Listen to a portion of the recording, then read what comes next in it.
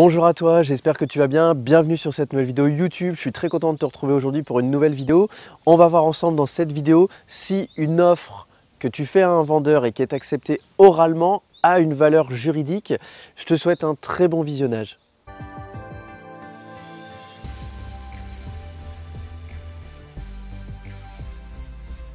Comme tu l'as vu en introduction, on va voir aujourd'hui si une offre orale que tu fais à un vendeur peut avoir une valeur juridique. Alors aujourd'hui, qu'est-ce qu'on appelle un accord oral? C'est le fait très simplement de dire à un vendeur que tu te positionnes sur un bien immobilier, que tu lui fais une offre à tel montant et que ce dernier te dit « Oui, en effet, monsieur ou madame, je vous confirme que j'accepte votre offre à autant et je vous laisse me transmettre l'offre par écrit pour que nous puissions prendre contact avec le notaire afin de signer le compromis de vente et réaliser la vente. Maintenant, le but justement, c'est de savoir si cet accord oral a une valeur juridique, si à partir du moment où cette personne t'a fait cet accord oral, il peut encore vendre le bien à quelqu'un d'autre, et si jamais il le fait, si jamais c'est le cas, est-ce que toi, en tant qu'acheteur, tu as le droit de te retourner contre cette personne?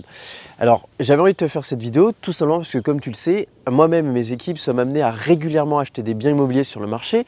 Pour te donner un exemple, rien que cette semaine, on a acheté 4 biens. Donc, c'est pour te montrer la présence qu'on a sur le marché. Et grâce à ça, en fait, le fait d'être toujours présent sur le marché, au fur et à mesure, on accumule de plus en plus d'expérience et on accumule des petits vécus de vie qui sont justement, le but de cette vidéo YouTube, c'est de te les transmettre et de te permettre de t'en enrichir pour te permettre justement d'évoluer avec plus de connaissances dans tes propres investissements et de te donner un maximum de cartes en main, puisque moi-même, j'aurais aimé avoir ces cartes quand j'ai commencé à investir il y a quelques années en arrière. Comme je te le disais, on est à l'occasion d'être régulièrement sur le marché. Aujourd'hui, on doit faire à peu près une dizaine à une quinzaine de visites par semaine et il faut savoir que on n'est pas là pour faire du tourisme, c'est-à-dire qu'à partir du moment où on visite un bien, on est déjà dans une optique où on sait qu'à 90%, il nous intéresse, on veut l'acheter. Et quand je te disais qu'on a acheté 4 biens cette semaine, par exemple, on n'a pas fait uniquement 4 offres, on en a fait 7. Sauf que aujourd'hui, et c'est le but de cette vidéo, c'est de t'expliquer pourquoi les 3 offres qu'on a fait n'ont pas été transformées. Et justement, je vais te donner l'exemple et je vais te montrer que justement, en fait, une offre orale n'a aucune valeur juridique, tout simplement parce qu'aujourd'hui, on a eu le cas de se retrouver avec des personnes qui nous ont dit « oui, c'est bon, vous l'avez » et entre le moment où on nous a dit « oui, c'est bon, vous l'avez » et le moment où on a fait l'offre écrite, ce même bien a été vendu à quelqu'un d'autre. Et aujourd'hui, on n'a aucun recours. On ne peut pas se retourner contre cette personne parce qu'aujourd'hui, ça n'a pas de valeur. Ça n'a aucune valeur.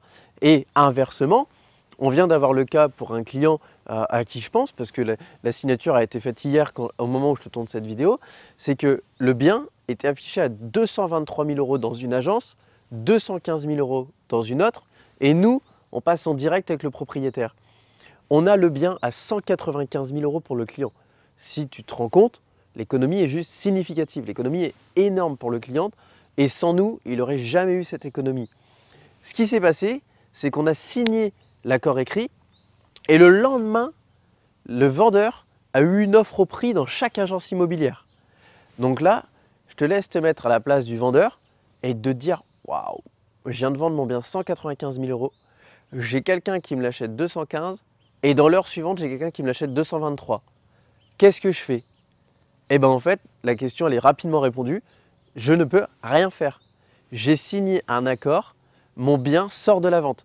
Parce qu'aujourd'hui, légalement, dans la loi, on n'a pas le droit de faire de surenchère sur un bien immobilier. Et c'est-à-dire qu'un bien immobilier ne peut être retiré de la vente qu'à 2 reprises. Soit la vente elle est réputée parfaite, c'est-à-dire que le propriétaire a diffusé son prix, a diffusé son bien avec un certain nombre de critères qui sont prédéfinis par la loi et un acheteur s'est présenté et il a acheté au prix sans condition suspensive de prêt. Ça, c'est la première condition. La seconde condition, c'est que quelqu'un fasse une offre et même si elle est inférieure, qu'elle soit acceptée. Et donc vraiment, là-dessus, je t'engage vraiment à être vigilant. Toujours avoir un accord écrit. Et aujourd'hui, le propriétaire qui te dit « je n'ai pas le temps » ou « je vous fais ça demain matin », il faut se poser des questions. C'est que cette personne, elle n'est pas forcément pressée. Et moi, je me souviens, j'ai eu le cas il y a très longtemps, il y a facilement 2 ans ou 3 ans, d'un propriétaire à qui j'ai fait une offre qui était légèrement en dessous du prix, mais qui restait très cohérente, qui m'a dit « Ok, c'est bon, je vous donne l'accord oral. Par contre, ça tombe mal, parce que je m'en vais en vacances demain et je rentre dans 15 jours. Et quand je rentrerai dans 15 jours, on ira au compromis et on fera tout ça. Et moi, je lui réponds, je dis, mais attendez, aujourd'hui, il est 15 h de l'après-midi, on a largement le temps d'appeler le notaire, de fixer un rendez-vous dans 15 jours, vous aurez largement le temps de me transmettre les documents pendant vos vacances et on fera tout ça. Et il me répond, non, non, c'est les vacances, j'ai envie de me détendre, j'ai pas envie de me prendre la tête avec tout ça, on fera le point à mon retour. Et en plus de ça, il a le culot de remettre ça sur ma jeunesse en me disant, attendez, ne vous laissez pas prendre par votre fougue, je sais que vous êtes jeune, je sais que vous avez envie d'aller loin, mais attendez, allez-y doucement mais sûrement. Vous connaissez l'histoire du lièvre et de la tortue.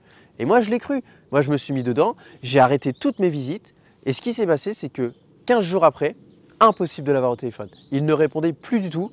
Et quand je l'ai eu au téléphone, peut-être une semaine ou 10 jours après, il m'a annoncé que le bien avait été vendu par une autre agence immobilière et qu'en fait, ce qui s'était passé, c'est qu'il m'avait laissé, entre guillemets, poireauter. Pourquoi? Parce que l'agence immobilière dans laquelle j'étais avait un prix de vente 10 000 € inférieur au prix de vente de l'autre agence immobilière et qu'en plus, moi, j'avais regratté 5 000 €. Et donc, cette personne s'est dit, eh ben, en fait, c'est très simple, est-ce qu'ils vont peut-être le vendre? Et comme leur prix est plus haut, j'en tirerai plus. Et c'est ce qui s'est passé. Et comme juridiquement, eh ben, ils n'avaient rien signé avec moi et que l'oral n'a pas de valeur, je n'ai rien pu faire. Voilà, tu l'auras compris au travers de ces quelques exemples. Vraiment, je te mets en vigilance sur le fait qu'un accord oral n'a pas de valeur. Surtout aujourd'hui, dans la liquidité du marché, je t'engage vraiment à verrouiller et à toujours avoir un papier sur toi avec un stylo. Et même si c'est sur une feuille blanche, tout ce qui compte, c'est d'avoir le lieu, la date, l'heure, une durée de 48 heures pour faire accepter ton offre et une signature du propriétaire. Et le but, ce n'est pas d'aller au bout des 48 heures, c'est de le faire signer tout de suite. Voilà, j'espère que cette vidéo t'a plu. Je te dis à très bientôt et je te souhaite de très bons investissements. Ciao!